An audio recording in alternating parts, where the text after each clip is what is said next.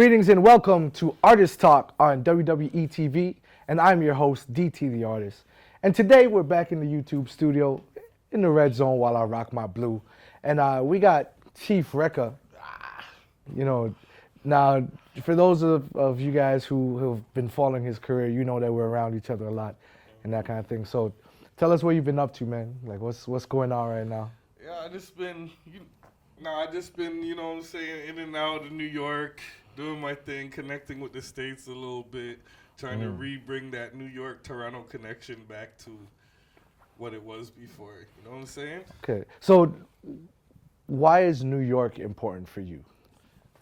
New York's always been important to me as a hip-hop artist because this is the home of hip-hop. Like, I mean, a lot of people don't know because they skipping the dishes now, but that's the home of hip hop. Everybody who was growing up in my age wanted to be in New York at least once. This is like the mecca of music. Yeah. You know what I'm saying? Of hip hop. You know? Word. You got to do your pilgrimage around Times Square or something. Yeah. Well, speaking of pilgrimages, we went to 1520 Sedgwick Avenue. Hey. Shout out DJ Kool Herc, where the actual birthplace of hip hop. Word. And it's funny because the people living there don't even know the value of what it means to, be there. So, would you say going to New York and making those pilgrimages and seeing some of the places that formed hip hop, does that influence your music? Most definitely, because for one, it helps with my patterns. Because I live there too, so I kind of have a little bit of the accent within my accent. Okay. But, you can rhyme better when you speak with that kind of accent, right? Okay. Especially with the boom bap hip hop, you know what I'm saying? Nice. If you say sporting as a part of sporting, you know what I'm saying? Like, it's not going to rhyme as smooth. You know what I'm saying? Now, you've had some other amazing experiences in New York. Talk about those. Some of the people you've met and that kind of thing. Man. So you always got to be prepared for meeting anybody when you're in New York. You could be doing a random show, and you don't even realize a legend's right there. You've been singing their song your whole life, but you don't realize who it is. So you better go to every DJ and follow protocol. Here's my CD. Okay.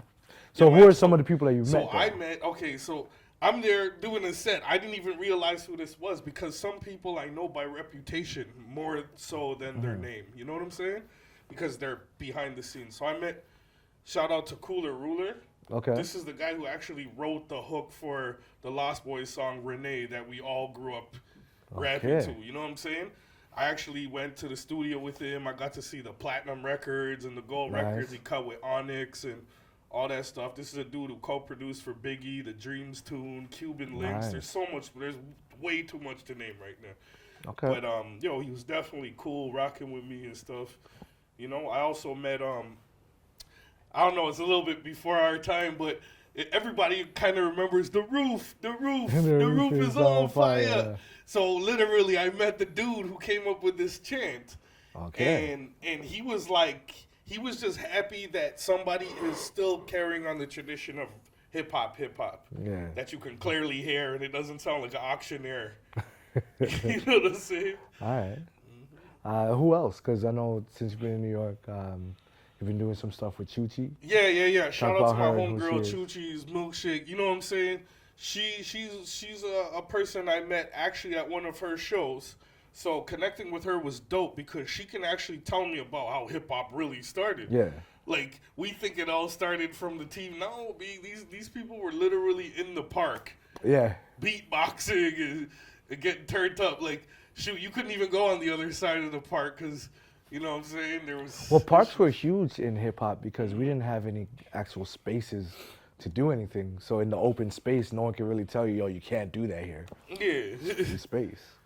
Mm-hmm. Yeah. So what else do you have going on now? Because I know you got some videos and those kind of things. Yeah, I got a double release for a couple videos I was working on. So I got the Scarabian Nights video, the official video, dropping on Friday. Nice. You know what I'm saying? That one's been a long one coming still, because it's a pretty dope production. I also have another video with, local Toronto big scene, G Wonder, Uncle G Wonder. So I got something dropping on Friday too. Trying to avoid, Produced also by G Wonder for Future Beats. Nice. You know what I'm saying? And then talk about the producers you've been working with, because I know you have 2 producers who basically round out your style. Yeah, so my homeboy, the Last Composer, shout out to Last Composer, you know what I'm saying?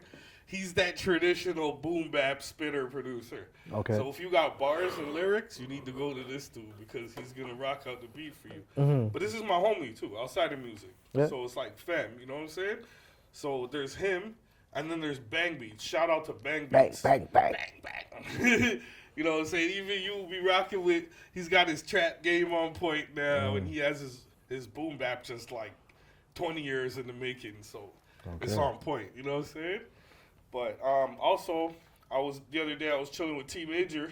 All right. He also produced a couple tracks that I'm working on right now. So shout out to T Major. Also big up Illicit. Shout out Illicit. Shout out Illicit because we're working on a couple projects right now, a couple different records and stuff. Okay. So there's also this homie I just met too, The Soul, from Montreal. He's a pretty dope producer. He rocked out some joints for my homie Proficient in New York, and you know what I'm saying? He's trying to work too. Okay. Now you've been, I guess, as an artist growing and learning and traveling. Talk to some of the lessons you've learned as an artist and why they're important in terms of building your brand and growth. Okay, lesson number 1, listen. Listen before you speak. You know what I'm saying? You gotta learn the lessons first because, sometimes you're gonna put your foot in your mouth, basically. You know what I'm saying? So I remember, this is a story I always tell people, and I got you here, so when I first met you. Yeah. So you have a thing where you have this regimen for artists to work out so they on point on stage. So now I'm a grown man. Like when I started rocking with DT, like some of the kids DT works with is 16 and young, and so I was like, man, he's like, you got to do push-ups. I was like, push-ups for what? How y'all big man doing push-ups and thing, right? Like I was getting a little off with it, but I didn't realize these push-ups were to benefit me, so I have proper breath control while I'm on stage, because you'll see somebody skinny go up and die in the first song. Yeah, man. Right? Also, this is a thing where you got to put yourself out there. You're going to take L's, you know what I'm saying? You got to go in it knowing you're going to take L's. It's not always going to go smooth. It might go smooth for a minute, but you're going to fall into these pitfalls. So definitely learning to work with that and remaining patient and trying to do what I got to do within those situations is definitely a huge lesson. You know what I'm saying? All right. Tell everybody where they can find you at. You can find me at Chief Wreckah. That's ChiefReckah on all social media, on all digital streaming platforms. Well, most. But, yeah. All right. All right. Well, thank you for joining us here at the YouTube studio. We appreciate Thank you for having me, brother. It's Chief Wreckah. It's your boy DT the Artist. Artist Talk on WWETV.